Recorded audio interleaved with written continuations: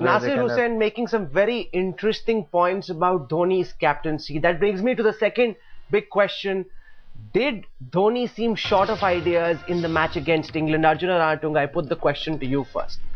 I think you need to create something in the middle. When you are defending 300 runs, you need to create something in the middle.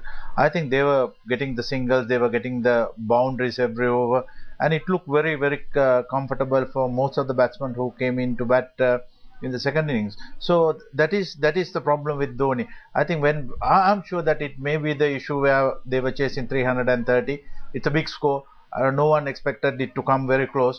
I think that may be the reason. But when you are captaining a side, when you get 300, try and get them out for 150, 200. That should be by being more aggressive, maybe. You have and to he do just that. let them take very easy singles. No, the problem was that, because when you put up a score of 338, and you've got to really attack, you have to get wickets at regular intervals. When you don't get wickets at regular intervals on a placid wicket, I mean, you're not going to really control the runs. Because Saurabh, what's also being said is that Zahir Khan was given an aggressive field setting, which is why the English batsmen tried to take risks by hitting over the infield, and that's how wickets started falling. And as Nasir Hussain says, more pressure maybe should have been put, and Dhoni maybe seemed a little short of ideas. You've been a big fan of Dhoni's captaincy, you've backed him so often. Are we being too unfair to Dhoni, or did he genuinely seem short of ideas in this particular match?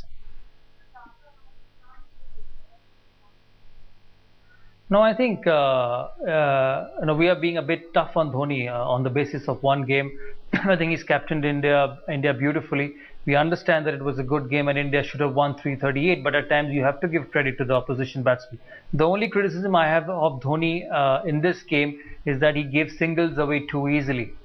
He'll probably have to look at that once his spinners come into play in the future games, because when you play overseas teams, you shouldn't be allowing them to collect easily. You would rather expect them to play the big shots, and because that's where you're going to get wickets, and that's one area Dhoni has to look when he captains the side in the next game.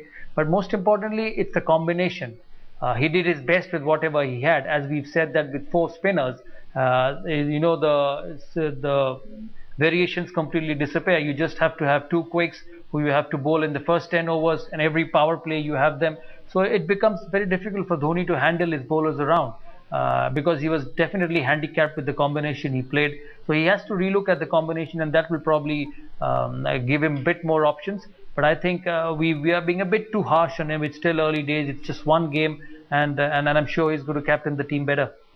Okay, Nasir, how concerned are you by the fact that at each available opportunity, Sachin's running off to get an MRI scan, Sehwag's coming back home, getting his ribs checked? The Indian team as of now seems to be a bunch of walking wounded. Should that be of big concern to the team and to the fans, Nasir? It should be a concern, yeah. One-day cricket is a lot about fitness. It's not everything about fitness, because you look at sides that have won one-day, competitions. It's also about talent and ability, which India have in abundance. But you look at Australia, who've won the last 2 or 3 World Cups. They're a very fit, very athletic side. Great fielders like Simons and Hussey and Clark, etc. They've had great fielders over the years. That saves you 20 runs in the field, and also when you're batting, it makes you 10-15 runs the way you run between the wickets.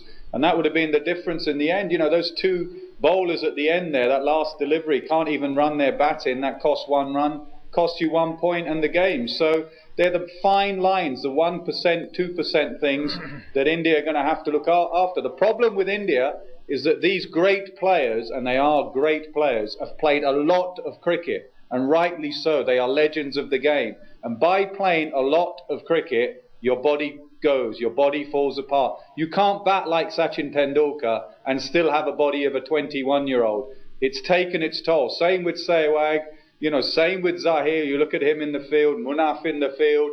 They're a very slow side, and it's costing them runs. And it's putting pressure on the batting. If 338 is not enough, next time you're going to have to get 350. So there is an issue there, but it's not something that can be solved in this tournament. You can't make Sachin Tendulkar back into a 21-year-old.